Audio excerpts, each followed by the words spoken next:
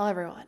Today's case is important because a mother is fighting to get answers to what happened to her son more than 40 years ago. And as she gets older, the window for answers is getting smaller and smaller. And no one deserves to die without knowing what happened to their child. April 24th of 1980 was a normal day for 3-year-old Jeffrey Dupres and his mother, Denise McKee. Little Jeffrey was said to be talkative, determined, and loved to race his bike up and down the street outside of his family's home on the outskirts of Slave Lake, Alberta, a small town in rural northern Alberta, nearly 3 hours north of Edmonton. And Jeffrey was a really good talker for his age. Denise recalling a time when his friend Roddy's dad had actually killed a moose, and it's assumed that Jeffrey's seen this moose. At lunch, he ended up announcing that he didn't want to eat meat anymore, and when Denise ended up asking him why, little Jeffrey said, and I quote, "Because you have to make animals dead to eat meat, and I don't want to make animals dead." End quote. He was such a sweet little boy with a curly mop of hair. Denise saying, and I quote, "Jeffrey was incredibly thoughtful, closing his bedroom door when he woke to play with his cars and trucks before facing the day. Jeffrey was also what I used to call part monkey. He would climb out of the crib at 9 months, and we had to employ layers of quilts under the crib and lower the side to avoid the thump following in tears. He kept me very busy, and I was very content to make his care the center of my life." End quote. However, on that fateful April day, around 1 p.m., Jeffrey and his mother Denise were outside of their home. Jeffrey ended up telling his mother that he was going to go play with his best friend Rodney, and so Denise decided to go inside to change the laundry over from the washing machine to the dryer. Now, there was a window open near the laundry room, and so a few minutes later, Denise would end up hearing Rodney's father calling Rodney to come inside. And so Denise assumed that both Rodney and Jeffrey went into Rodney's home to play. 20 minutes later, however, her worst nightmare began as Rodney showed up at the front door asking to play with Jeffrey. It would be around 1:45 p.m. that day that Denise would end up calling 911 reporting her 3-year-old son missing. And do you want to know what police ended up telling her? Get this. Police ended up telling Denise that they were too busy to come help her search for her 3-year-old son who was missing, and they ended up informing her that she should get some neighbors together and that they should look for him. There's a first for everything, and this is the first time I have ever heard this happen in a case. Now, I've definitely heard countless times with the police saying it was too early to report, or that they just thought the person was a runaway, or they thought maybe they were just somewhere and to just give some time, maybe they'd show back up.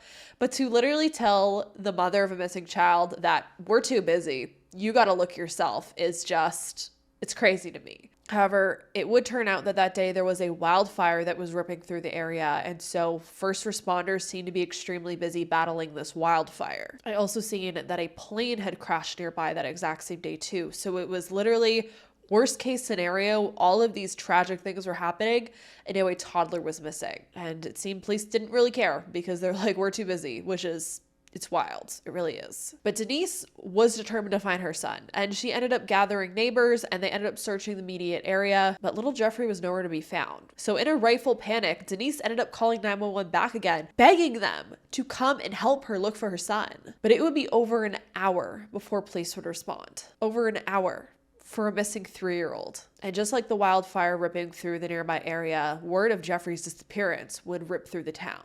And within just a few hours, hundreds of volunteers would show up from the Slave Lake area to help search for little Jeffrey. Jeffrey's father, Ray, was over an hour away in High Prairie for work, and he would end up driving home immediately after getting word. Now, it does seem like it took a while for Ray to be notified, because as far as I seen, he wouldn't arrive back to town until around 3 a.m. We do have to remember this was the early 80s. There were no cell phones then, so you had to get someone on a landline essentially. And if no one picked up or you didn't know the correct numbers to call, it was really hard to get a hold of someone, honestly. So it seemed like Ray would end up eventually arriving back, but despite it taking a while for Jeffrey's father to be alerted that his son was missing, Denise ended up searching into the night for her little boy. At 7 a.m. dawn on April 25th, the search would resume. They would end up closing the school that day, and 200 high school students and their teachers ended up coming out to help search for Jeffrey, and all of the local businesses in Slave Lake would end up closing to help search as well. By 12 p.m., certain areas around where Jeffrey had disappeared had been searched 3 to 4 times. Some searches extended over 64 kilometers down roads out of town, and yet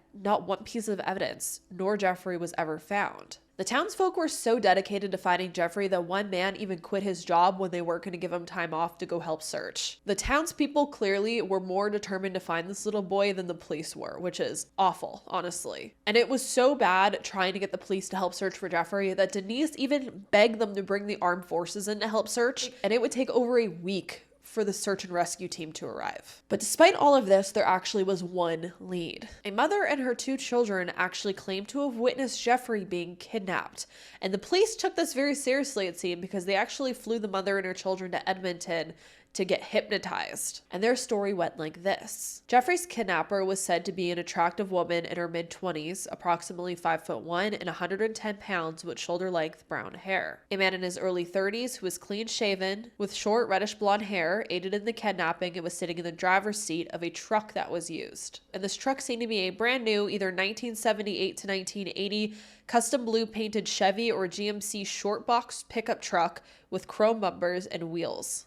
Both abductors were said to have been relatively small in stature, and this witness claimed to have seen the woman coaxing Jeffrey towards the truck, and when he got close enough, they snatched him, threw him in the truck, and drove off. Now, police would end up searching databases to see if there was anything that they could do to find this truck. No hits were ever made, this truck was never found, and these suspects were also never found. Seeing as no one had found Jeffrey yet and this lead wasn't panning out, police turned their search towards Denise, who was the last person to have seen her son alive. And despite not being very eager to help her search for her son, the police would end up putting Denise through grueling polygraph tests and grueling interrogations. And it would take them decades to tell her that she had actually passed that polygraph test and that she had been cleared. But for years, she would end up sitting with the idea that the police thought she was guilty. Now, as I said, decades would pass, and Jeffrey's disappearance essentially went cold, it seemed. The truck was never found, the 2 kidnappers were never found, Jeffrey was never found. For at least public knowledge, there has never been any suspects either, other than Denise, but she was cleared. However, just last year in 2023, the RCMP made a plea to the public, saying that Jeffrey still may be out there and that he may not know that he was a kidnapped child because he was only around 3 years old when he was kidnapped. Saying, and I quote, "Here's the interesting thing. Maybe Jeffrey doesn't know that his family or the RCMP have never stopped trying to bring him home. You've probably moved around a lot in your early life. Maybe you even feel like you're different from the rest of your family. If you believe that you're Jeff, please call the Slave Lake RCMP."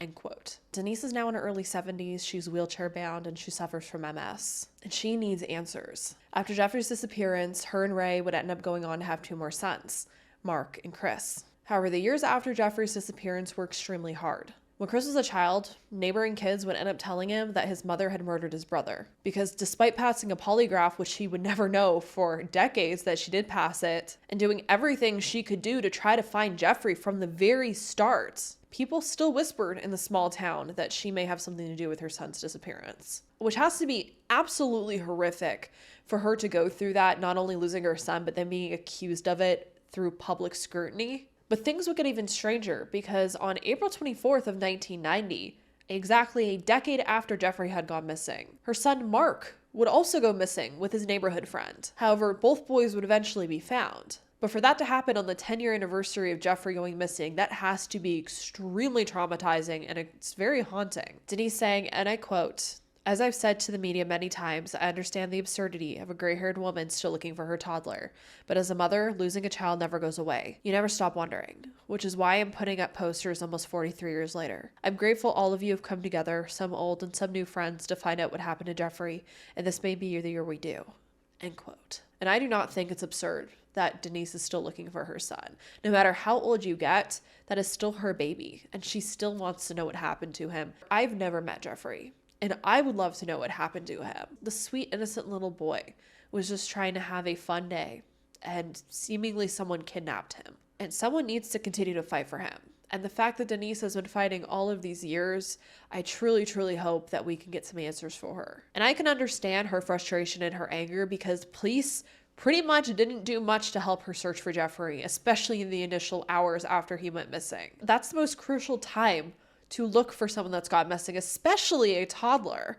And yet police, they were too busy to even bother to help her out. And I understand there was a forest fire and all of this stuff going on. But when you're paying a taxpayer's dollars for services like this, and then they can't even come and help you, it's kind of like, not only what's the point, shouldn't you be concerned? A toddler is missing. And then on top of that, not just them not helping, but then for them to spend so much time, which is understandable, I know, to focus on Denise, because it's usually the people closest to the person that have gone missing that you need to look into the most closely. But once they cleared her, why didn't they just tell her she was cleared, one? And two, it seems like they spent so much time focusing on her and then they never looked anywhere else. So in my opinion, the investigation was botched from the beginning. Even if they wanted to go look for evidence to what happened to Jeffrey, the fact that they had the entire town trampling through the woods and trampling through the area as well, that could have destroyed any evidence. Like, it's good at least someone was looking. It's so good that the town closed the doors of their businesses and closed the school and went to help this woman search for her child. But at the same time, now, 40 years later, we know, how it's not that good sometimes to have so many people trampling through a crime scene. Even if there was evidence, it could have been destroyed, which the police weren't even looking for anyway, so I guess it doesn't even matter. On top of that, if they had started looking for him from the very beginning and actually putting in effort and found out that there was this woman and this man that was seen kidnapping him from the very jump, they could have went and blocked roads and maybe have stopped them from getting out of town. But they could have literally gone anywhere. And they clung to me as suspect to excuse the fact that they literally did not look for Jeffrey for a full year. Now, in recent years, a private investigator was also hired by the family to look into Jeffrey's case, and they also ended up uploading Denise's DNA to Ancestry DNA bases. However, there were no hits. So let's take a look at Jeffrey once again. Jeffrey was last seen wearing a long sleeve beige t-shirt with brown trim, rust-colored pants, and dark brown orthopedic shoes. He was also extremely flat-footed, which is why he was wearing the orthopedic shoes, so he may have foot problems now that he's older. He was 3 feet tall and 30 to 35 pounds with a fair complexion when he disappeared. Jeffrey's family is also known for having bad eyesight, so it's possible he could have needed glasses. His family has also provided his blood type, which is A positive. At the time of Jeffrey's disappearance, he had curly blonde hair, which may have since darkened to a more brown color. Jeffrey Dupres was also born on March 16th of 1977, and he was only 3 years old when he was allegedly kidnapped. So obviously the biggest theory in Jeffrey's disappearance is that he was kidnapped, because there was the woman and her children that allegedly seen this woman and man kidnapping him. But the theory from there can either go that possibly they wanted to have a child of their own, to they, kidnapped him so they could sell him to another family that wanted to raise a child on their own. This couple could have been PDF files. He could have been trafficked. There's so many possibilities with a couple kidnapping a young boy. And I really do wonder how good this woman's recollection was of seeing this happen. There isn't much information around that. Like, how long did it take police to find this woman and get this lead?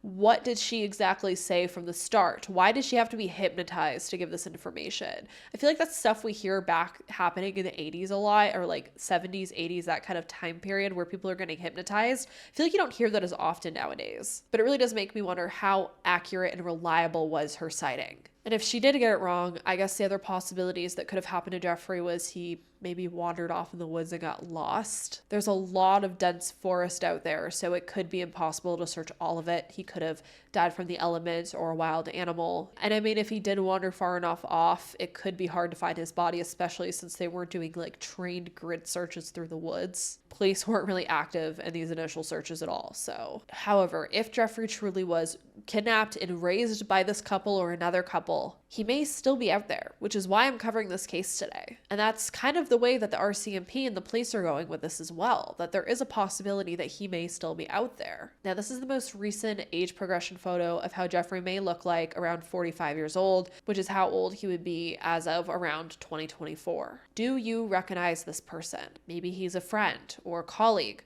or someone in your family whose upbringing was a little strange. Maybe his family moved around a lot when he was younger, and maybe his mother doesn't have any photos of when he was a baby or when she was pregnant with him. Maybe it's you. With social media nowadays, if we spread this case far enough, maybe it will get to the right person. And maybe if Jeffrey is out there, he will see this, or he will see the story or the missing persons flyer, and something will click. If he truly was kidnapped and he's out there right now, he was 3 years old. There might be something in his memory that he finds is off or weird. From the way that Jeffrey was described, he was very talkative. He was a very smart 3-year-old. So maybe he could remember that the family he is with isn't his family. Maybe something can be sparked in his memory. So if you are able to, please share around this flyer I will have on the screen right now. If you're able to share it on Facebook, that's an amazing platform, especially older generations are on Facebook Facebook a lot more than other social media sites. So if you could share this on Facebook would be incredibly helpful. Maybe it'll get passed around enough that someone will see it on there and we could try to get some answers. And if you have any information on Jeffrey Dupres' disappearance, or if you think you may have information on where he is now, I'll have that contact information down below in the description box. I'll also have the family's Facebook down below. Please go support Denise. She really deserves this. She deserves answers. And as I said, she's only getting older, unfortunately, and the window for her getting answers is getting smaller. My heart goes out to Denise and Ray and Jeffrey's brothers. I truly hope that they get to meet him one day and that Denise gets closure or at least answers to what happened to her son. As always, if there are any updates on Jeffrey's case, I will keep you all updated, and I hope you all stay safe out there, lock your windows and doors, and I hope to see you in the next video.